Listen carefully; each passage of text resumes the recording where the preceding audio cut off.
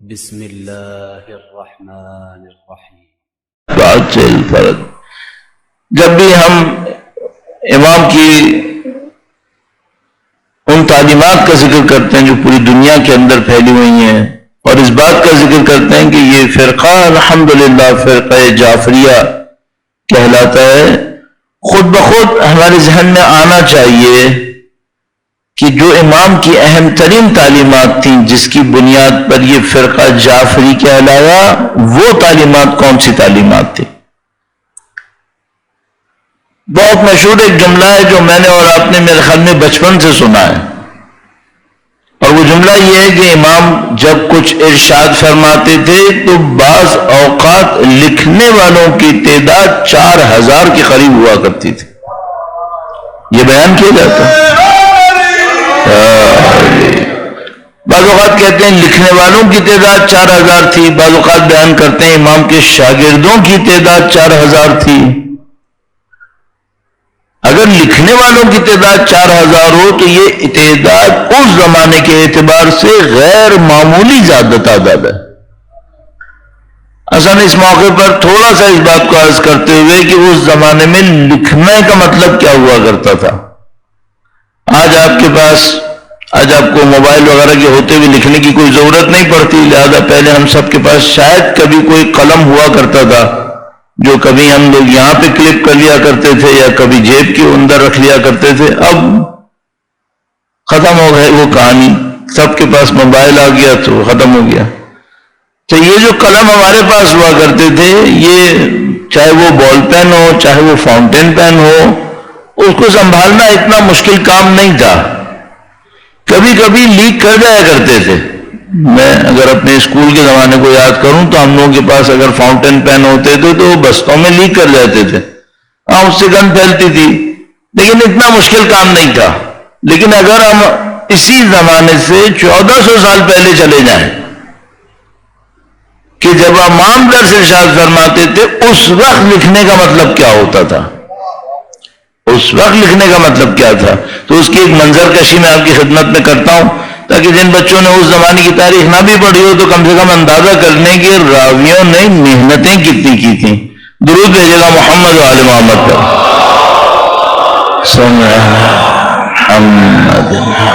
محمد وعجل fridge. اس زمانے کا جو لباس ہوتا تھا وہ کم و بیش ایک وہ تھا جو اوپر کا کور تھا جس کو عبا کہتے ہیں، جس کو اردو میں غلطی سے عبایا کہتے ہیں۔ عبایا معمولاً خواتین کی کہتے ہیں، مردوں کی عبایا نہیں کہلائی جاتی، مردوں کی عبا کہلائی جاتی ہے۔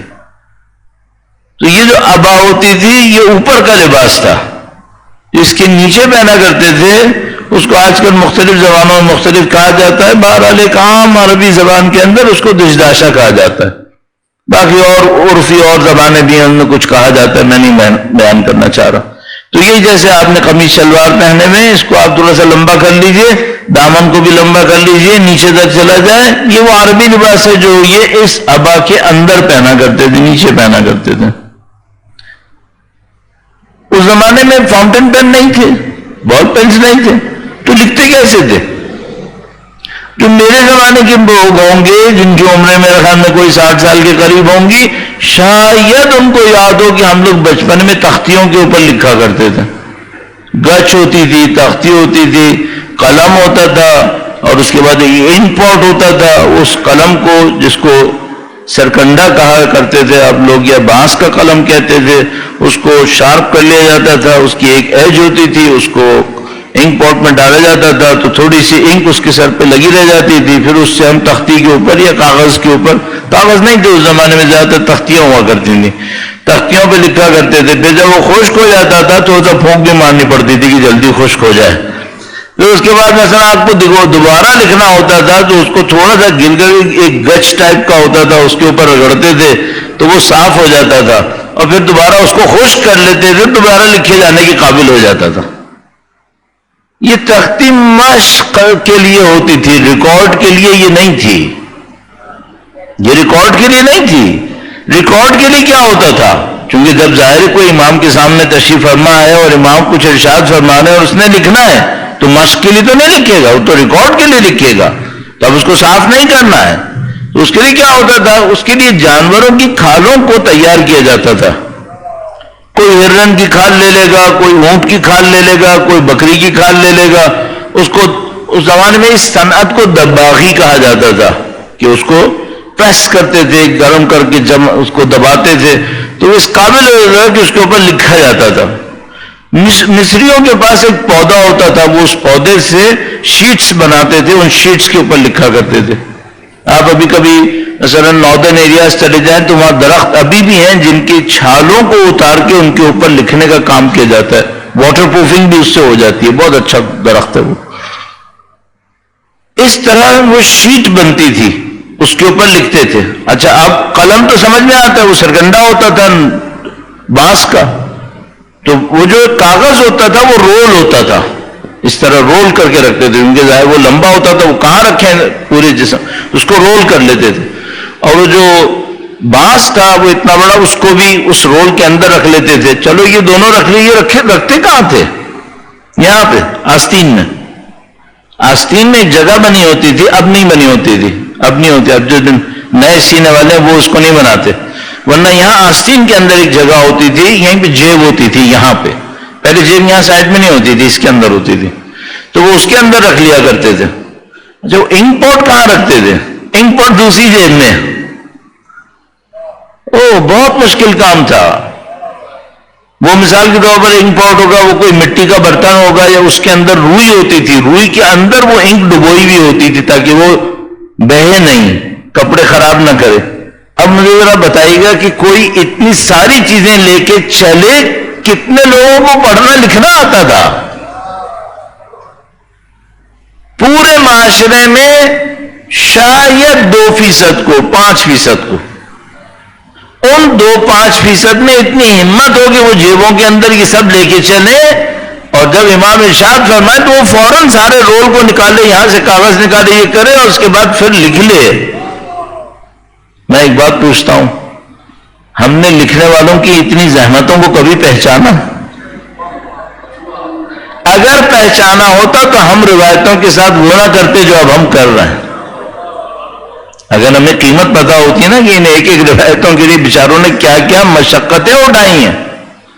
آپ کہیں گے وہاں 1400 سال پہلے کی بات ہے. عزیزم ابھی 100 سال پہلے تک اگر آپ کو ایک کتاب چاہیے ہوتی تھی، مثلا فرض فرمائیے وسائل الشیعہ لکھ لی گئی، وہ آپ کو چاہیے، اب بھی چھپتی ہے تو 18 جلدوں میں 20 جلدوں میں چھپتی ہے، کہاں سے ملے گی آپ کو؟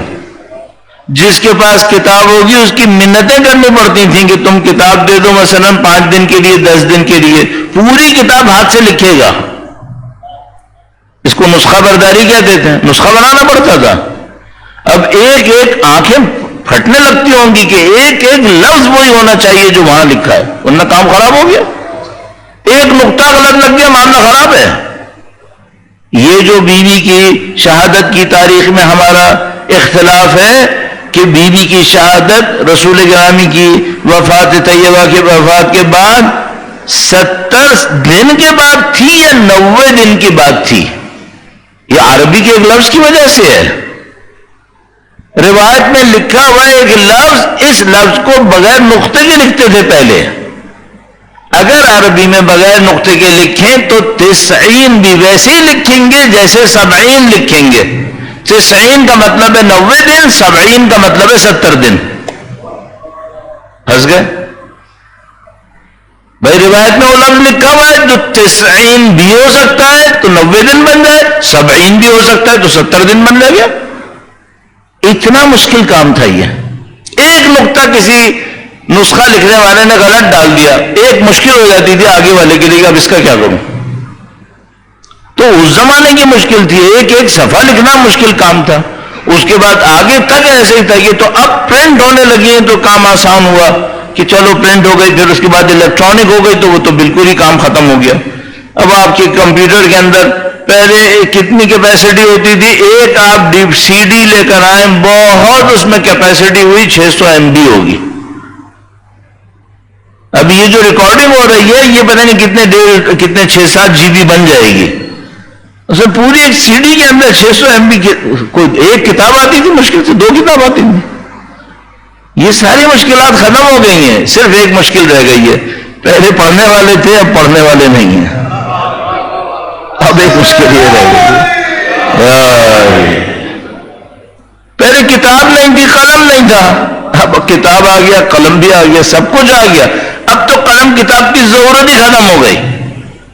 بہت کوئی مشکل کام کسی نے زحمت اٹھانی ہے، ایک پکچر کھینچنی ہے، ختم بات. لیکن اب ایک اور مشکل آ گئی. بندے کے پاس فضول، بے ہدف، بے مقصد چیزیں دیکھنے کے لیے گھنٹوں پڑھیں، 1-2 منٹ کی روایت پڑھنے کے لیے ٹائم نہیں ہے اس کے پاس. 2 منٹ کی روایت پڑھنے کے لیے ٹائم نہیں ہے. تو میں انشاءاللہ کل اور پرسوں بھی سلسلے میں عرائض پیش کروں گا، لیکن پہلے دن سے ہی ایک درخواست آپ کی خدمت میں کر رہا ہوں. میں بھی عمل کروں گا، آپ بھی عمل کیجئے گا. آج ہی رات، کل بھی اور پرسوں، تینوں دن کہیں پر کسی ویب سائٹ پہ چلے جائیے گا، امام کی چند روایتیں پڑھ کے آئیے گا.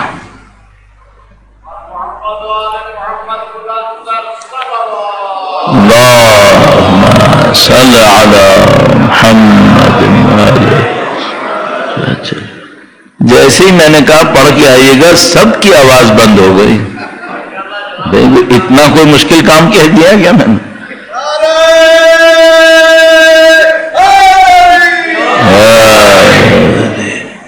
یہ بہت عجیب بات ہے. میں ایک مثال سے عرض کرتا ہوں کہ بعض اوقات ہم جو غلطی کر بیٹھتے ہیں، وہ غلطی کا مطلب کیا ہوتا ہے اس غلطی کا. عرض کروں گا، درود بھیجے گا محمد و آل محمد پر. صلی علی محمد. بھائی فرض فرمائیے، میں نے ابھی آپ کی خدمت میں عرض کیا کہ امام کو جو ارشاد فرماتے تھے، یا 4000 شاگرد تھے یا 4000 لکھنے والے تھے، کچھ بھی تھا. فرض فرمائیے آپ میں کسی اور شہر کے رہنے والے ہیں، مدینے کے رہنے والے نہیں ہیں. فرض کر لیجئے کہ آپ بصرہ کے رہنے والے ہیں، میں مثال کے طور پر ایران کے کسی نیشاپور کا رہنے والا ہوں. ہم لوگ مدینے گئے اس زمانے میں جب مدینے میں امام تشریف فرما تھے، درس ارشاد فرماتے تھے. اور درس کی کیفیت بھی میں آپ کی خدمت میں عرض کروں گا. ذرا مشکل یہ ہے کہ کوئی ایسی باتیں کرے، لیکن میں عرض کر دوں گا. فرض کر لیجئے کہ امام کے درس کے دوران میں اور آپ مدینے میں پہنچ گئے. اس زمانے میں امام درس ارشاد فرماتے تھے. اب مثلا میں نشاپور واپس آ گیا، آپ بصرہ واپس آ گئے. جب واپس پہنچے تو لوگوں نے پوچھا، بھائی تم گئے تھے وہاں پہ؟ آپ نے کہا میں گیا تھا. میں نے کہا میں گیا تھا.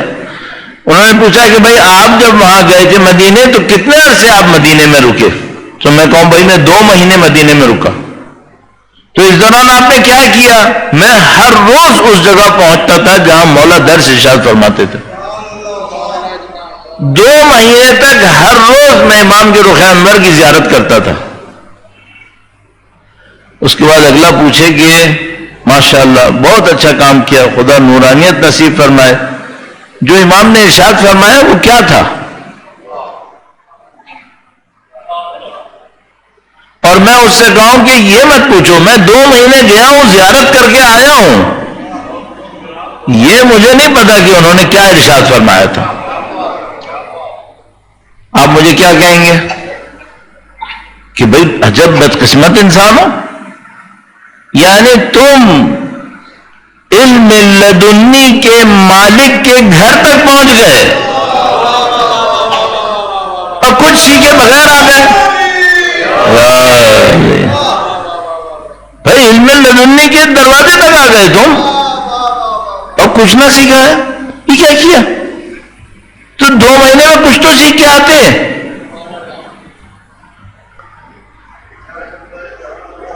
یہ تاریخی محلہ ہے. یہاں جو میری جیسی عمر کا اس نے ہزاروں مجلسیں سنی ہیں، تکلفاً کہہ رہا ہوں شاید لاکھوں سنی ہیں، ہزاروں تو سنی ہیں. ایک کام کر لو، آج رات کسی ایک جگہ بیٹھ جاؤ، ایک کاغذ ہاتھ میں لو، ایک قلم، اور کہو میں نے پوری زندگی میں جو کچھ سنا مولا چھٹے سرکار کے فرامین سے، ان میں سے 10 لکھنے ہیں. میں نے لکھو لاؤ. بھائی میں نے تو 2 مہینے کی بات کہی، سامنے والا کہے گا بدقسمت. یہاں تو 20-20 سال گزر گئے ہیں، پتہ ہی نہیں چلا امام نے فرمایا کیا. اچھا وہ جو فرمایا، اگر کوئی مجھ سے کہنا مولا نویں سرکار کی حدیثیں لاؤ، شاید مجھے مشکل ہو جائے. شاید کوئی کہے 10ویں سرکار کی حدیثیں لاؤ، 11ویں سرکار کی حدیثیں لاؤ، شاید مشکل ہو. کوئی بدبختی ہوگی جو میں کہوں گا مجھے چھٹے امام کی روایت نہیں ملی. اچھا پوری دنیا کو مل گئی، تم کو ہی نہیں ملی؟ بس ساری دنیا کو ملی ان کی روایت، تم کو ہی نہیں ملی. بس کیوں نہیں ملی؟ یہ ڈھونڈی نہیں، پڑھائی نہیں. وہ راوی بیچارے ان روایتوں کے پیچھے جانے دیتے رہے، وہ روایتوں کو محفوظ کرنے کے لیے گھر بار لٹاتے رہے، ان کا خون بہتا رہا، وہ دیواروں میں پستے رہے. میرے پاس سب کچھ آ گیا، میرے پاس پڑھنے کا ٹائم ہی نہیں ہے. یہ ناانصافی ہے، جواب دینا پڑے گا. اس میں کوئی ڈاؤٹ نہیں، اس میں کوئی شبہ نہیں ہے، قطعاً جواب دینا پڑے گا ہمیں کہ بھئی سب کچھ ہوتے ہوئے کیوں نہیں پڑھا تھا. تو میں آپ کی خدمت میں اس لیے عرض کر رہا ہوں، آپ تشریف لے جائیے، نیٹ کے اوپر کوئی سرچ کر لیجئے، امام کے فرامین کا کچھ لکھیے، کوئی بات لکھ لیجئے. میں معمولاً آپ کو کہوں گا اگر آپ کو کوئی اسلامی کانٹینٹ سرچ کرنا ہو، ڈھونڈنا ہو، آپ اتنی زحمت کر لیں کی بورڈ کو اردو کر لیا کریں. فارسی عربی آپ کر نہیں سکیں گے، اس کا پڑھنے کا فائدہ نہیں ہوگا آپ کو. تو کم سے کم اتنا کریں، آپ سب کے موبائل کے اندر اردو کرنے کی تو طاقت ہے، تو آپ سرچ کرنے سے پہلے کی بورڈ کو اردو میں کر لیں. آپ مثال کے اوپر لکھیے گا مثلا مولا چھٹے سرکار کا نام لکھیے گا کہ ان کے فرامین، آپ کے سامنے سائٹس کھل جائیں گے.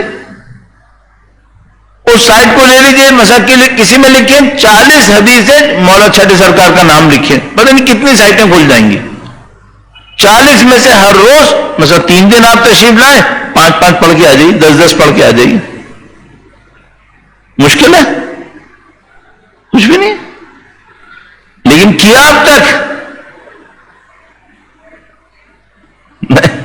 کیوں نہیں کیا؟ کہنے والے ایک گھنٹے تک یہ سناتے رہے، میں یہاں گیا، میں وہاں گیا، یہ نہیں بتایا کہ تم امام کو پڑھ لو. نہیں جیسے پڑھنے والے اپنے واقعات سناتے ہیں ہم لوگ، اور یہ نہیں بتا پاتے کہ جہاں سے کچھ عرض کرنا ہے، سیکھنا ہے، وہ جگہ کیا ہے. تو یہ میں نے آپ کی خدمت میں تھوڑی سی تلخ بات بالکل شروع میں ہی کر دی، اور اس سے آپ پہچان جائیں کہ آگے اگلے 2 دن کیا ہونے والا ہے.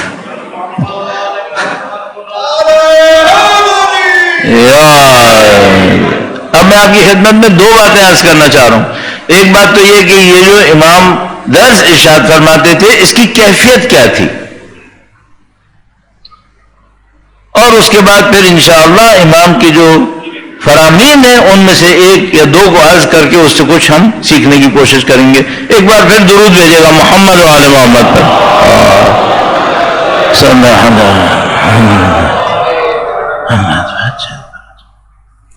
درس کی کیفیت ایسی نہیں تھی جیسے آج کل ہوا کرتی ہے، حتیٰ یہ بھی نہیں تھی جو اس وقت ہم کر رہے ہیں. یہ جو ہماری کیفیت ہے یہ الحمدللہ رب العالمین انتہائی مناسب ہے، انتہائی مناسب ہے. کبھی اس سے دستبردار مت ہوئیے گا. میں طالب علم ہونے کے ناطے آپ کی خدمت میں عرض کر رہا ہوں، کبھی اس سے دستبردار مت ہوئیے گا. مجلس کو ایسے ہی رکھیے گا، مجلس کی صورت کو تبدیل نہیں ہونے دیجیے گا. ایسا نہ ہو مثلا مجھ سے میں جاتا تھا کبھی پاکستان سے باہر، لوگ کہتے تھے مولانا ہم آپ کو ٹیبل دیں گے، چیئر دیں گے، آپ کے سامنے لیپ ٹاپ ہوگا، اسکرین لگی ہوگی، پریزنٹیشن دیں اور مجلس بھی پڑھیں. میں کہتا نہیں، لیکچر کرنا ہو، سیمینار کرنا ہو، وہ مجھے بتا دو میں ایسے کر دوں گا، لیکن تم کو مجلس پڑھوانی ہے نا، مجھے ممبر چاہیے. ممبر چاہیے. کیوں چاہیے؟ 1400 سال سے چلا ہے، اس کو تبدیل مت کرو. نہیں پتا بعد میں چلے گا یا نہیں چلے گا. یہ 1400 سال سے چل رہا ہے. ہم لوگ اسی طرح بیٹھ کے پڑھ رہے ہیں، آپ لوگ اسی طرح بیٹھ کے سن رہے ہیں 1400 سال سے. ہم یہاں سے ختم ہو گئے، میز کرسی پہ آ گئے، نہیں معلوم کیا بچے گا. کوئی دیکھا کوئی سیمینار 1400 سال سے چل رہا ہو دنیا میں کہیں؟ مجلس چلی ہے، مجلس چلی. اسی نے ہمیں رلایا ہے، اسی نے ہمیں سکھایا ہے، اسی سے ہم جیے ہیں، اسی سے ہم دشمنوں سے لڑے ہیں. ہم کیوں چھوڑیں؟ مجرب آزمائی بھی چیز فائدہ جس نے دیا ہے. ایک جملہ میں 10 دفعہ کہتا ہوں، معتقد قلباً، ہم نے عزاداری کو نہیں رکھا ہے، عزاداری نے ہمیں بچایا ہے. کوئی یہ کہ نا ہم نے عزاداری کو باقی رکھا، نہیں، قسم کھا سکتا ہوں ہم نے عزاداری کو باقی نہیں رکھا، عزاداری نے ہمیں باقی رکھا ہے، اس نے ہمیں زندہ رکھا ہے۔ تمام عزادار نے سید الشہداء کی حفاظت کے لیے اور جو اس راہ میں شہید ہوئے ان کی درجات کی بلندی کے لیے درود بھیجیں محمد و آل محمد پر۔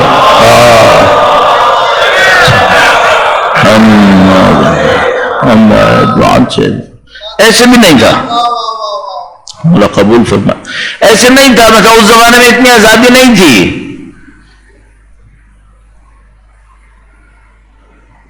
سختی کا دور تھا، یعنی بہت دفعہ ایسا ہوتا تھا کہ کوئی شخص ائمہ سلام اللہ علیہم اجمعین سے بہت زیادہ نزدیک جاتا تھا، کچھ ہی دنوں میں غائب ہو جاتا تھا، ظلم تھا، بربریت تھی۔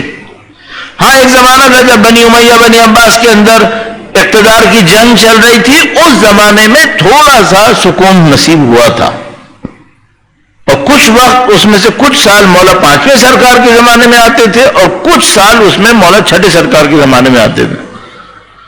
مولا چھٹے سرکار کی شہادت ہے 148 ہجرہ میں، اور مولا پانچویں سرکار کے بعد یہ تقریباً 30 سال کے قریب وقت بنتا ہے جو امام علی مقام نے زحمتیں کی اور لوگوں کو سکھانے کا انداز کیا تھا۔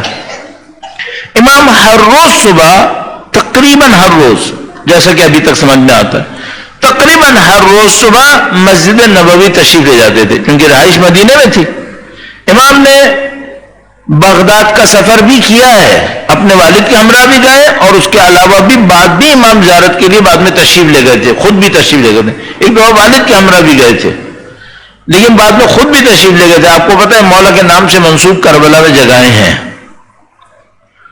ورنہ مدینے میں تشریف فرما ہوتے تھے۔ تو ہر روز اپنے والد اپنے جد امجد کی زیارت کے لیے تشریف لاتے تھے مسجد نبوی روضہ رسول کے اوپر، اور روضہ رسول کے اوپر زیارت پڑھنے کے بعد امام مسجد میں ایک حصے میں تشریف فرما ہو جاتے تھے، بیٹھ جایا کرتے تھے، کبھی کوئی دعا پڑھتے تھے، کبھی کوئی ذکر کرتے تھے۔ اس دوران میں جو لوگ وہاں پہ ہوتے تھے ان کو گویا اجازت ہوتی تھی کہ وہ سوال کر سکتے ہیں۔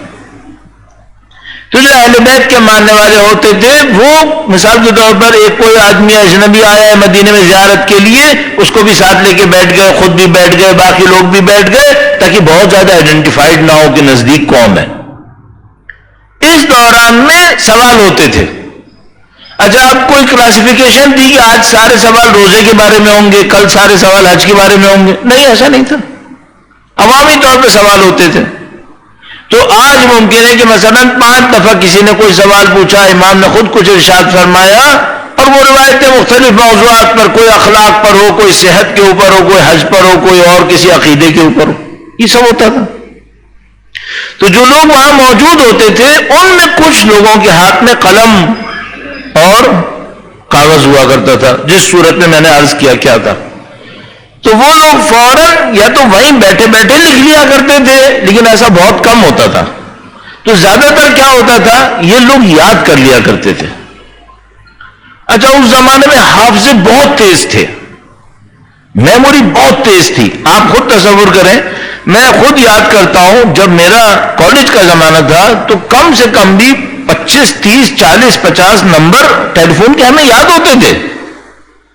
ابھی اپنے علاوہ بیٹوں کا نمبر بھی یاد نہیں ہے، مجھے نہیں پتا آپ لوگوں کو کتنے نمبر یاد ہیں۔ پہلے ہم لوگوں کو 40-50 نمبر یاد ہوتے تھے، ڈائریکٹری کی ضرورت نہیں ہوتی تھی، ہر وقت کوئی ڈائریکٹری تھوڑی اٹھا کے چل رہا ہوتا تھا، ابھی کچھ یاد نہیں ہوتا۔ اس زمانے میں میموری 1400 سال پہلے میں میموری بہت شارپ تھی لوگوں کی، سینکڑوں اشعار ہر بندے کو یاد ہوتے تھے، سینکڑوں۔ میں ملا ہوں، ایک تھے ایران میں آغا بہلول نام کر کے، میرے خیال میں لیٹ 90s میں یا 2000 کے بعد ان کا انتقال ہوا تھا، ایک دفعہ کراچی بھی آئے تھے، تو ان سے بات ہوئی تھی، ایک دفعہ انہوں نے کچھ ارشاد فرمایا تو اس کے اوپر بات چلی، تو انہوں نے بتایا کہ ان کو تقریباً 3 لاکھ شعر یاد ہیں، 3 لاکھ شعر، ان کی میموری اس ٹائپ کی تھی۔ تو بہت چیزیں لوگوں کو یاد ہوتی، تو وہ امام نے کچھ ارشاد فرمایا، کچھ لوگوں نے وہیں بیٹھے بیٹھے لکھ لیا، کچھ لوگ گھر چلے گئے، گھر جا کے لکھ لیا۔ اچھا اب ایک آدمی ایسا ہے جس نے مثلا زندگی میں ایک دفعہ امام سے کوئی بات سنی، یہ راوی ہے، ٹھیک ہے راوی ہے. کچھ ایسے ہوتے تھے جو ریگولر سنتے تھے, ہر روز آتے تھے, ہر روز لکھتے تھے, یا وہیں بیٹھ کر یا گھر پہ جا کے. تو ان کی جو لکھی ہوئی چیز ہوتی تھی, مثلا کوئی کھال ہے یا وہ ہے, وہ جمع کرتے رہتے تھے. اور جب وہ, اور پھر آپ کو پتا ہے بعد میں رول کر لیتے تھے, جب وہ خشک ہوتا تو رول کر لیتے تھے. جب یہ زیادہ ہو جایا کرتی تھی تو اس کو ایک میں نوٹ کر کے باندھ کے رکھ دیتے تھے. اس کمپائلیشن کو کہتے تھے کتاب ہے. اس زمانے میں کوئی جلد تو نہیں ہوتی تھی, بائنڈنگ تو نہیں ہوتی تھی. یہ جو رولز ہوتے تھے, یہ رولز ایک جگہ جمع ہو جاتے تھے, اس کو کہتے تھے کتاب. نبی خدا سے لے کر مولا 11ویں سرکار تک راویوں نے جو کتابیں ایسی جمع کی ہیں, اصلی 400 کتابیں تھیں.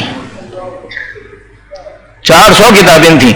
ان کو کہتے تھے اصول 400. 400 اصلی کتابیں. 400 اصلی کتابیں. اب یہ ایسا نہیں تھا کہ یہ 400 راوی کی 400 کتابیں تھیں. نہیں, ممکن ہے ایک راوی نے 6 کتابیں کہی ہوں, لکھی ہوں. یہ بھی ہوتا تھا. ایک راوی نے 1 کتاب لکھی ہے. تو یہ لوگ صبح کو امام کی خدمت میں پہنچتے تھے, اس طرح سے لکھتے تھے. یہ ایک درس ہوتا تھا. ایک درس ظہر کے بعد امام کے بیت شرف پہ ہوتا تھا, گھر پہ ہوتا تھا. اس میں خاص لوگ آتے تھے. یہ جو صبح کو ہوتا تھا اس میں سب آتے تھے. یہ جو شام کو ہوتا تھا, گویا عصر کے قریب, شاید جو میرا اندازہ ہے, میں کہہ نہیں سکتا یقین سے, لیکن 12 ایک گھر پہ ہوتا تھا. اس میں محدود لوگ آتے تھے. خاص جو لوگ ہوتے تھے وہ جمع ہوتے تھے. اور وہاں پر بھی کلاسیفیکیشن سوالات کی نہیں تھی, ہر روز مختلف سوال ہو سکتے تھے, اس کو بھی لوگ لکھ لیا کرتے تھے. اس طرح یہ کتابیں ترتیب پاتی.